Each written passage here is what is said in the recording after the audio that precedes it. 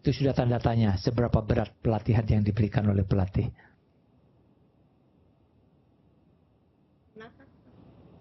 Ya, karena gangguan hormonal, estrogennya menurun. Ya. Kalau overtraining, ya, itu banyak terjadi. Sehingga banyak atlet-atlet wanita itu konsul ke dokter, kenapa kok men saya tidak teratur? Sekarang kan tidak men. Ya, sewaktunya men dia tidak men. Karena digenjot memang, digenjot habis-habisan. Ya. Dan kita lihat tadi malam saya lihat di TV, itu di sekolah pelayaran itu, yang sampai masuk rumah sakit itu, ditayangkan itu TV bagaimana dilakukan seperti perpeluncuran, ya, yang tidak beda dengan IPDN dulu. Jadi tempeleng dipukul itu sudah bukan overworking lagi, itu merusak ya namanya ya. Itu sudah tidak boleh terjadi. Ya, itu sudah penyiksaan. Kalau masih disuruh lari berlebih itu overtraining. Tapi kalau sampai dipukul itu sudah tidak benar, ya. Jadi banyak terjadi di lapangan. Ini kita tidak bicara masalah tentara polisi, ya. Tentara dan polisi itu ya sudah pasti ada overtraining, pendidikan di sana. Ya, itu tidak bisa kita bicarakan karena memang saya tidak tahu memang budayanya sudah begitu di sana. Tidak bisa kita ikut campur, ya. Tapi kalau di pendidikan olahraga sampai saat ini kalau masih terjadi begitu, itu salah sekali. Dan di universitas perpeluncuran itu tidak boleh dilakukan sampai overtraining. Misalnya lompat kodok berkali-kali itu tidak boleh itu. Ya.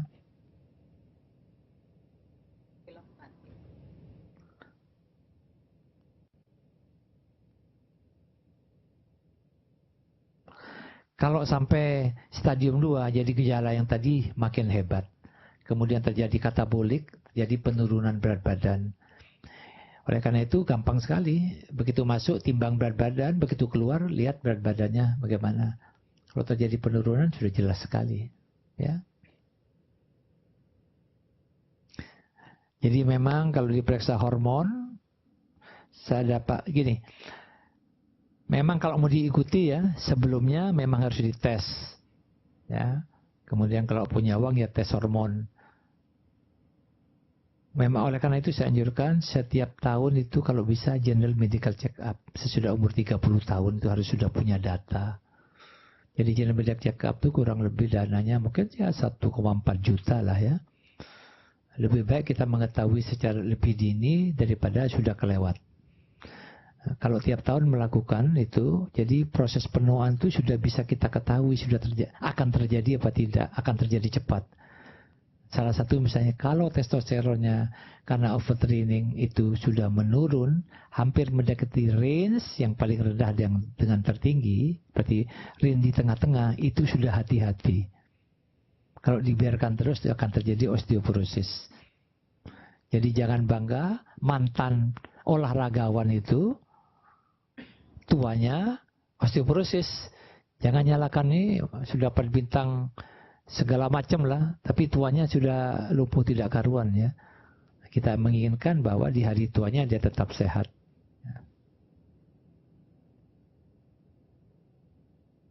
Stadium 3 kondisi kronik, peningkatan gejala pada stadium 2 makin nyata tanpa ada cedera olahraga. Ini sudah cedera betulan. Jadi sudah cedera ya cedera permanen sudah, tidak bisa diapa-apain. Karena kerusakan tidak bisa diregenerasi lagi, penumpukan makin hebat waktu itu, dan akhirnya bisa kegangguan secara sistemik, ke liver kemana-mana, daya tahan tubuh menurun, penyakit-penyakit lain pun mudah menyerang. Sehingga masa pensiunnya dari atlet ya sudah betul-betul cacat. Karena ada atlet yang dulu adalah seorang pemain nasional yang hebat sekali, internasional malah, tapi begitu berhenti ternyata ada koroner iskemik ya. Padahal mantan pelatih. Bisa juga memang karena berhenti latih kemudian gemuk atau karena overtraining ya. Kalau melihat kondisinya rasanya wah jantungnya hebat betulan, ternyata tidak ya. Dan ingat jangan sampai terkecoh. Seringkali mantan atlet gini, pada saat dia jadi atlet, jantung itu memang bekerja dengan berat biasanya lebih besar dari yang bukan atlet. Tapi begitu dia jadi atlet, dengan besarnya jantung jangan selalu menganggap ini mantan atlet. Belum tentu, ya, karena dia berhenti tiba-tiba tidak melakukan olahraga sehingga dia sakit jantung sebenarnya. Jadi besarnya bukan karena sisa yang dulu, tapi memang sakit. Jadi tolong jangan sampai dikabulkan dengan itu.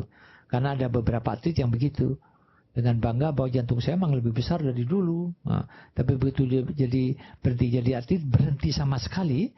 Nah, di sana sudah mulai sakit jantung betulan, ya.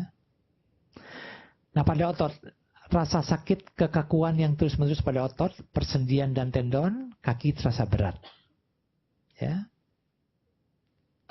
Gejala-gejala emosional tadi saya ulangi lagi. Sikap saya tidak peduli, ya, seringkali dikeluhkan ini. Tidak dapat santai, rasanya gelisah sama sekali. Dan kalau dia di sekolah atau kerja apa, prestasi akademiknya atau pekerjaannya menurun. Jadi atlet yang masih sekolah jelas kok makin bodoh nih di sekolah. Padahal sudah ikut TC nasional misalnya. Sehingga kadang-kadang ada gurunya yang menelpon, ya. Ini kenapa kok sesudahnya kok makin lama makin bodoh. Padahal dia sudah dapat prestasi segala macam. Tapi di akademinya kok makin bodoh. Dulunya tidak begini anak nih. Nah, kalau sudah gitu jangan lupa, ya, kepada overtraining tersebut. Kemudian tanda-tanda peringatan pada tubuh. Sakit kepala, tidak nafsu makan, itu banyak terjadi. Menurunnya penampilan olahraga sudah jelas. Lelah dan malas. Susah bangunnya, berat badan tadi sudah. Pembekalan kelenjar leher, lipatan paha, ketiak, sembelit atau diare. Dan tidak haid, ya. Ini sudah tadi, ya.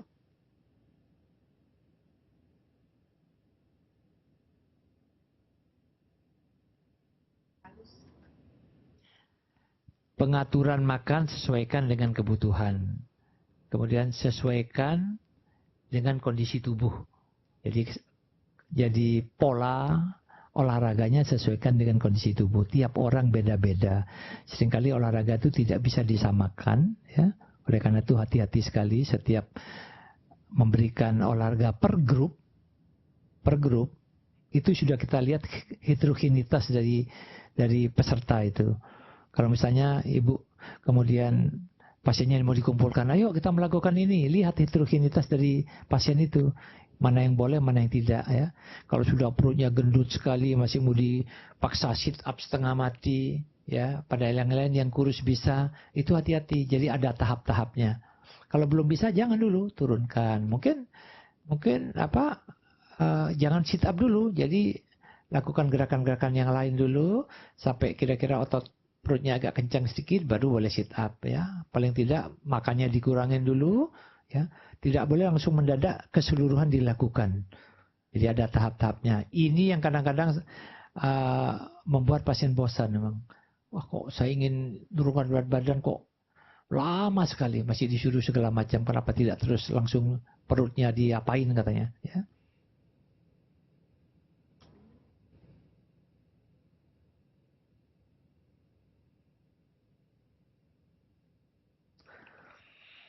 Ini ada tabel, ya, itu saya cari di buku-buku banyak sekali tabel ini, tinggal ngitung kalorinya, ya.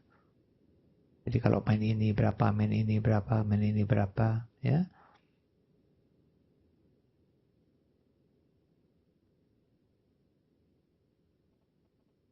Bersepeda, berjalan kaki, bersampan, yang gampang aja lah, jalan kaki, jogging, walking, jogging, running, sprint untuk yang muda silahkan, ya.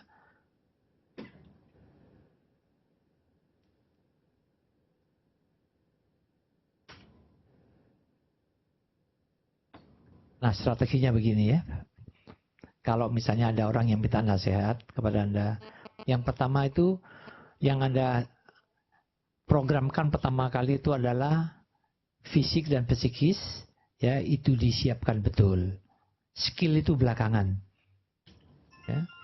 Ini kalau kebetulan dia memang mau skill, ya. Tapi kalau untuk orang awam yang bukan skill dipetikan, hanya kesehatan dan kebugaran, itu lebih gampang, ya. Tapi bukan tidak mungkin sekarang kan seringkali orang tua membawa anak-anak ke dokter. Kemudian ini anak saya ini senang main sepak bola, bagaimana dari segi kesehatan segala macam. Yang penting pertama kali adalah anak-anak ya, ingat ya, anak-anak. Kalau anak-anak itu jangan dipersiapkan jadi atlet dulu. Olahraganya adalah olahraga rekreasi. Ya. Push up pada anak aja itu perlu diperhitungkan beberapa kali.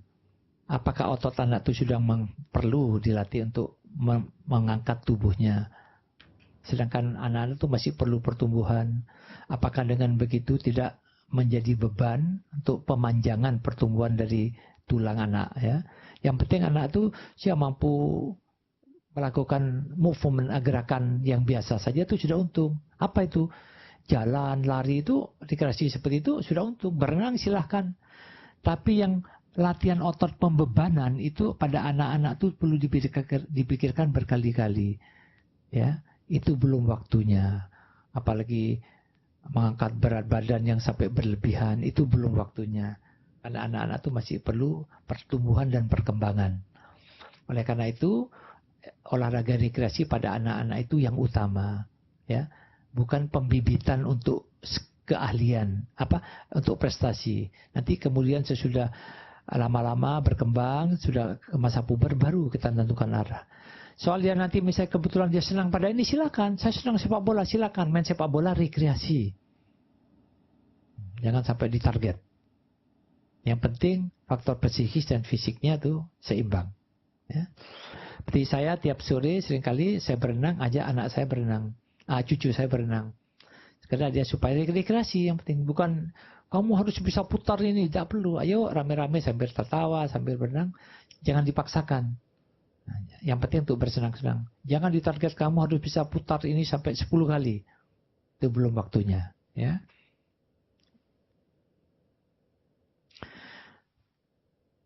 Persiapkan program sesuai dengan kaedah ilmiah, lakukan pencatatan sejak awal latihan sampai akhir. Ini bukan hanya untuk atlet, untuk awam kita yang mau melakukan pelatihan untuk diri sendiri, itu perlu dicatat juga. Nah, ini pencatatan itu yang paling malas. Kalau tidak mau mencatat, okelah pakai pulse meter yang di jari, lihat aja pagi berapa, sebelumnya basal, kemudian pemanasan 5-10 menit, naikkan 30 kali per menitnya. Sesuai itu baru kita ngebut sekarang. Ngebut berapa lama? Mau setengah jam lah, hampir rata-rata setengah jam. Jadi tadi 5-10 menit pemanasan, setengah jam itu latihan inti, kemudian pendinginan 5-10 menit lagi. Jadi begitu sudah selesai 30 menit, jangan duduk, jalan dulu sampai pendinginan, sesudah dingin baru pulang. Jadi kalau hitung-hitung tadi 10 menit, 30 menit, 10 menit, jadi 10, 20, 30, 50 menit. Jadi di lapangan 30 menit, 50 menit selesai. Jadi tiap harinya praktis hanya buang waktu 1 jam. Kalau mau disisihkan waktu itu. Ya. Jadi tadi permulaan sudah ada catatan, kita mengetahui. Oh ini sekarang saya, kemudian saat-saat melakukan pemanasan sampai segini berapa kali per menit denyut nadi saya. Kemudian latihan inti berapa menit, berapa denyut nadi saya. Dan sesudah itu penurunannya berapa lama. Kemudian berapa kali per menitnya. Selain itu ingat ada gerakan-gerakan yang tidak boleh seperti ini misalnya. Ini jangan bangga ya. Orang kadang-kadang ini banyak gerakan yang posisi seperti ini dilakukan. Malah makin mepet makin bangga. Kalau hanya untuk kepentingan kebugaran dan kesehatan tidak harus dilakukan gerakan ini. Ya, tidak boleh, terlalu menekuk itu tidak boleh. Ya.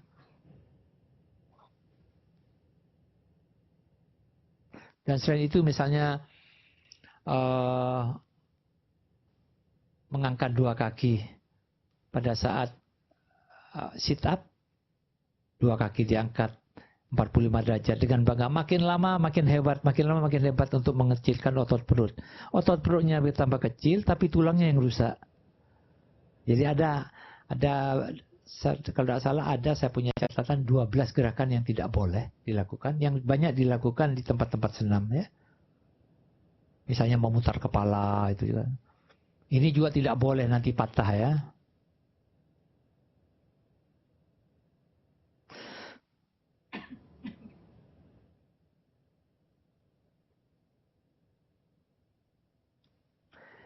Indikasi tunjuk nadi ringan, sedang, berat, amat berat ya. Nanti lihat. Ini salah satu contoh ya. Salah satu contoh untuk advis makanan ya. Jadi saya sudah ditimbang segala macam. Sadarkan ibu hanya boleh, bapak hanya boleh makan dengan kalori yang 1.200 kalori. Apa itu? Ini. Ini saya ambil dari ahli gizi. Jadi 70 gram itu ukuran paling gampang 1 gelas katanya. Daging segala macam ini sudah ada ukurannya. Ini aja dicontoh nantinya ya. Nanti akan ada praktikum juga, praktikum gizi ya nanti ya. Gizi olahraga ya.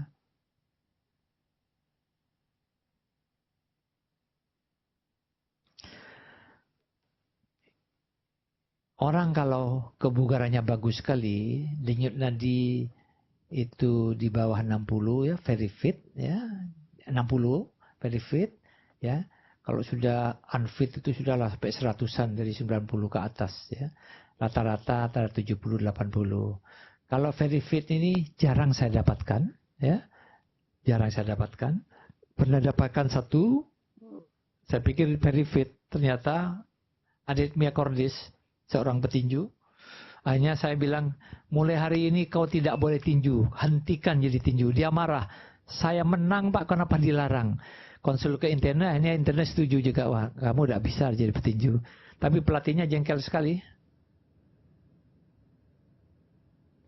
Pelatihnya jengkel sekali karena dia juara, memang baru menang dia. Baru juara lokal. Tapi dia ngotot akan jadi petinju terus. Saya bilang tidak bisa. Karena sudah jantungnya tidak karuan. Saya tidak tahu dulunya, sebelumnya apakah dites kesehatannya, apakah memang dari semula sudah aritmia cordis ya. Jadi ingat hati-hati kalau di bawah 60 itu tes dulu, hitung yang benar. Kalau perlu ECG, apakah benar memang sehat dia.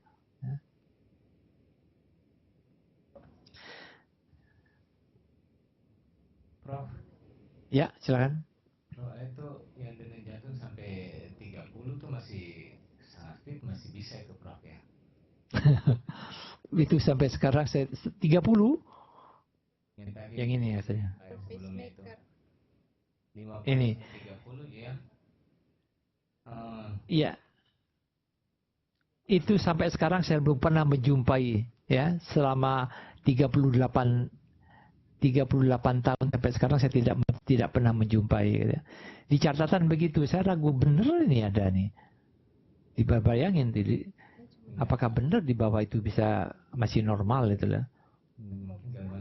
Kayak Prof tadi bilang. Ya, hati-hati itu. Jadi 38 tahun saya belum pernah menjumpai atlet yang betul-betul di bawah 60. Kecuali satu tuh yang ternyata abnormal ya. Ya. Jadi di sini bagaimana?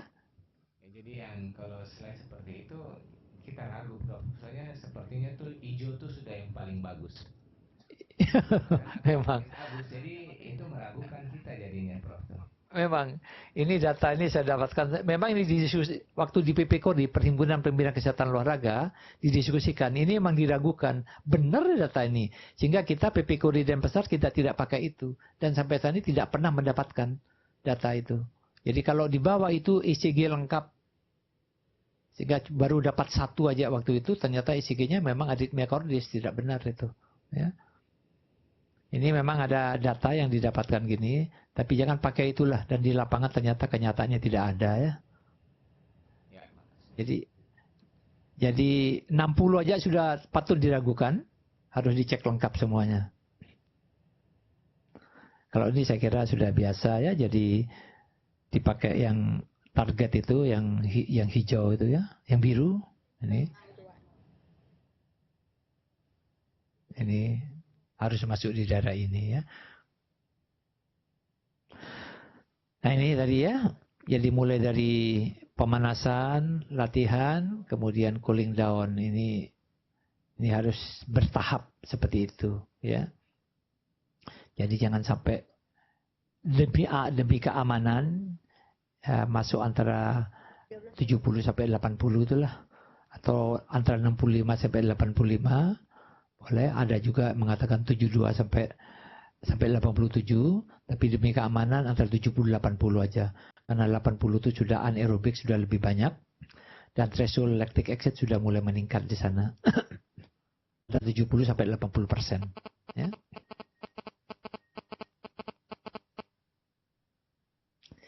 Hindari peningkatan adaptasi secara progresif.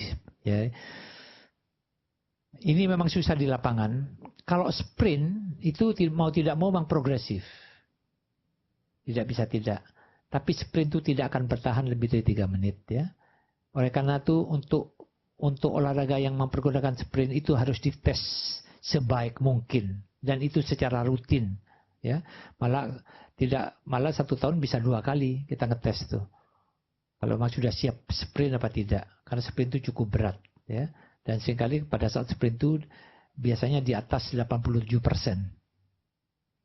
Karena dia harus sekuat-kuatnya dan secara progresif. Ya. Itu umumnya lari sprint yang banyak dilakukan. Ya. Jadi cukup kita melakukan walking dan jogging sajalah. Running aja pikir baik-baik. Kalau sudah lansia sebaiknya jangan. Ya. Kalau sudah lebih dari 40 tahun sebaiknya jangan pakai yang running. Walking atau jogging saja. Karena pengawasannya nanti lebih repot.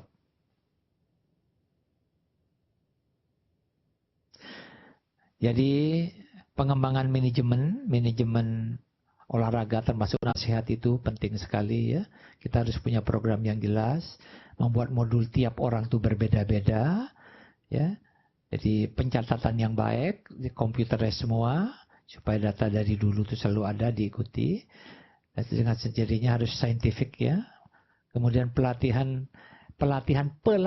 dan peserta latihan itu penting. Pelatih sendiri harus dilatih. Kalau perlu bersama-sama dengan peserta latihan, kemudian saling diskusi. Ya. Saya kira sementara cukup di sini. Ada yang mau ditanyakan? Prof. Ya, silakan. Latihan, tapi mereka tuh pakai tambahan. Misalnya ada mereka mau turunkan berat badan, ditambah ya. Suplemen yang bantu membakar lemak. Gitu. Terus sesudah olahraga, dia tambahin suplemen untuk mempercepat pemulihan. Nah, bakar lemak bagaimana maksudnya? Dengan olahraga? Iya, jadi sebelum dia olahraga, dia makan obat-obat yang suplemen-suplemen yang untuk menambah pembakaran lemak. Misalnya, misalnya guarana yang sejenis kayak kopi alamiah itu, green tea lah, suplemen-suplemen tuh bantu pelangsing lah. Selama obat-obat itu tidak drastis menurunkan kadar gula darah di dalam darah, ya, obat apa saja dan tidak mengganggu selama aktivitas tidak ada masalah.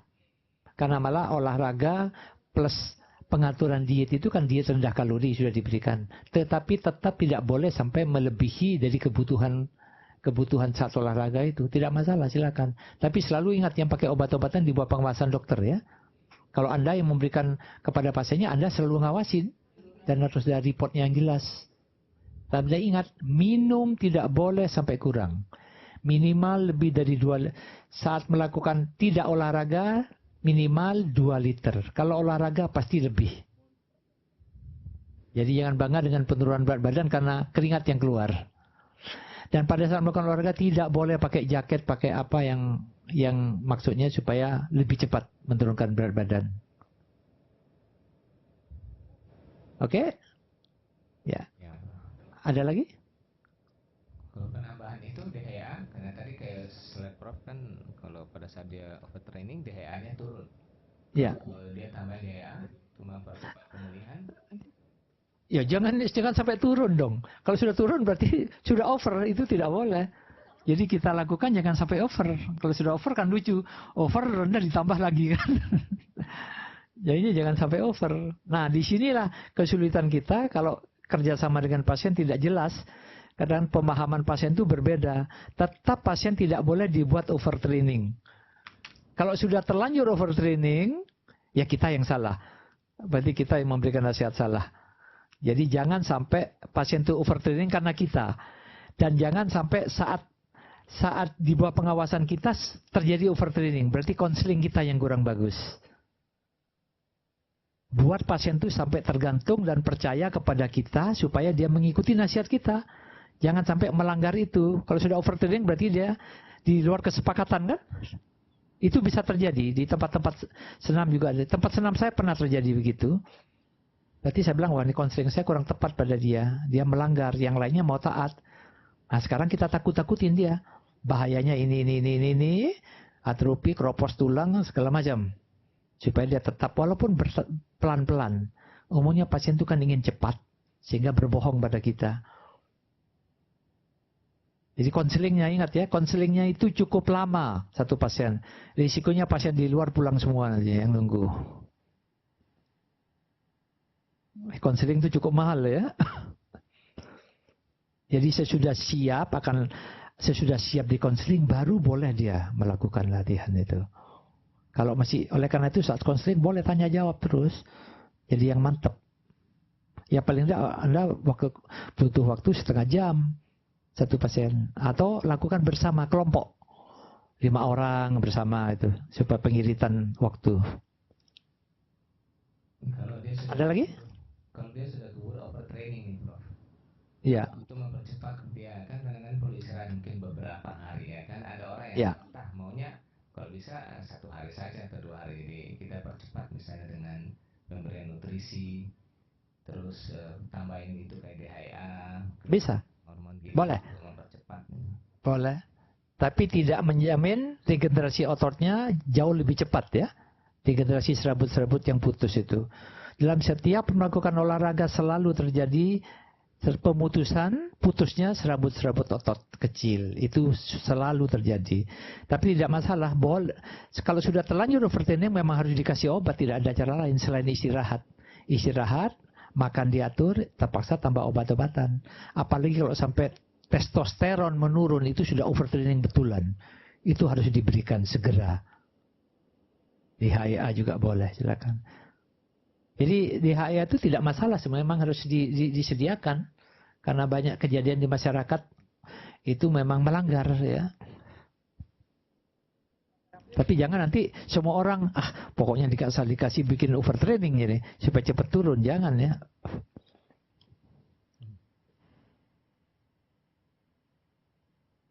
Oke, ada lagi yang lain? Susu lagi Prof. Satu lagi. Ya. Kan kalau di suplemen itu ada susu untuk bodybuilding. Itu kadang-kadang ada wanita yang tanya, Pak, bisa nggak kita pakai susu yang untuk laki-laki itu? Yang istilah umumnya dipakai oleh laki-laki, tapi kan mungkin saja masih bisa dipakai oleh wanita. Maksudnya susu laki-laki untuk apa dia?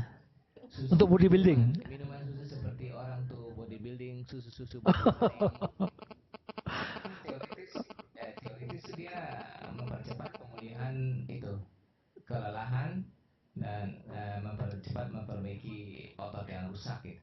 Nah ini kalau wanita-wanita yang latihan lebih pun, apakah bisa kita pakai? Misalnya orang suka pakai amino, berbagai macam tuh suplemen. Itu biasa dipakai laki-laki bodybuilding, tapi kalau logika dilihat zat gizinya, saya kira wanita pun bisa, hanya mungkin nggak perlu sebanyak dosis laki-laki. Gimana Prof? Kalau itu hanya suplemen biasa, saya kira tidak ada masalah ya.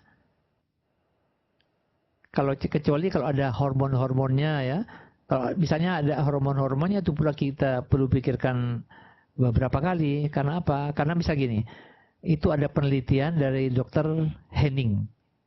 Itu kebetulan saya ikut nguji Dr. Henning itu dari fisiologi olahraga. Dia itu fisioterapi. Dia memberikan terapi latihan kepada orang-orang yang menopause, karena dia tahu bahwa orang-orang menopause itu estrogennya menurun dan testosteronnya juga menurun. Sehingga dia memberikan pelatihan fisik sedang untuk mempertahankan estrogen dan testosteron. Ternyata berhasil. Itu disertasinya dia. Jadi dengan cara itu dia memang meningkatkan estrogen dan testosteron secara alami, tapi reseptornya kurang. Estrogennya meningkat, reseptornya berkurang karena menopause. Ternyata ada makanan daun semanggi, kan sudah saya pernah cerita ya. Daun semanggi itu yang meningkatkan reseptor dari estrogen. Nah, disuruh makan daun semanggi, jadi penelitiannya ada 2 kelompok. Satu yang kasih pelatihan saja, yang kelompok kedua pelatihan dan daun semanggi. Ternyata yang combine ini lebih bagus hasilnya. Jadi boleh, tidak masalah. Kalau masih bisa secara alami silakan. Kalau amat tidak bisa, memang diperlukan testosteron. Memang kalau dari estrogen kan bisa diubah jadi testosteron. Kalau masih kurang diberi testosteron. Jadi kalau memang diperlukan boleh, tidak masalah. Termasuk makanan yang tadi. Selama makanan itu tidak banyak mengandung hormon, silahkan. Kalau cuma suplemen tidak masalah kan.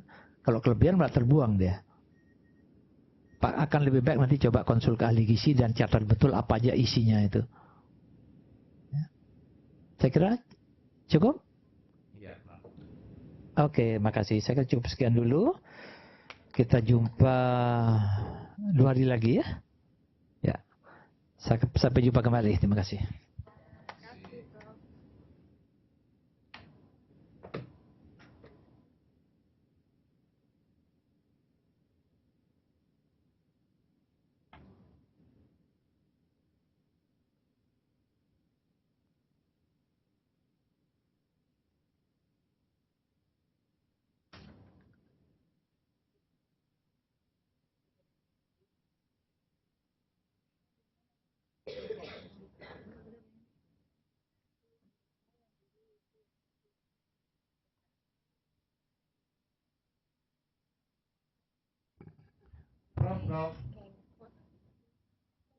Prof. Prof udah pulang.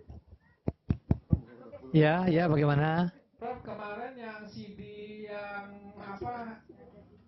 ramalan nggak bisa dibuka, Dok. Prof, nggak bisa, isinya nggak ada. Oh, gampang, nanti kembalikan. Nanti diganti ya. Lupa di Jadi kayaknya nggak bisa, kayaknya lagi Prof burn, nggak di burn gitu, nggak bisa di. Oh ya, oke. Semuanya? Semuanya. Oh ya, oke, nanti diganti. Nanti saya bilang sama bagian di staff saya ya.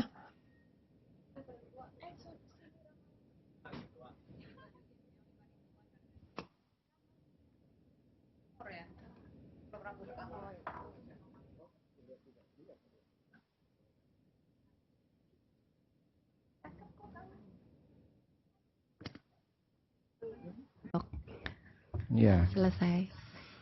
Jadi apa yang kita bisa petik dari ini ya.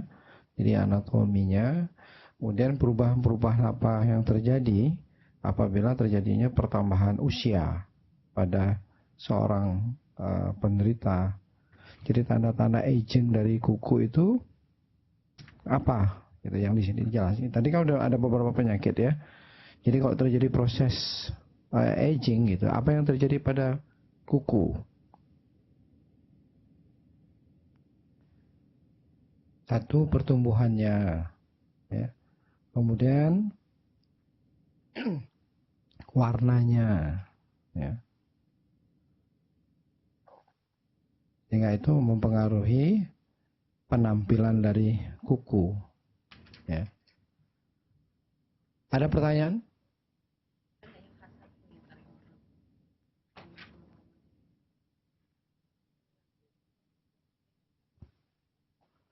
Jadi sudah dijelaskan tadi ada bagian-bagian dari kuku ya. Dan sel-sel yang terdapat di dalam lapisan-lapisan kuku itu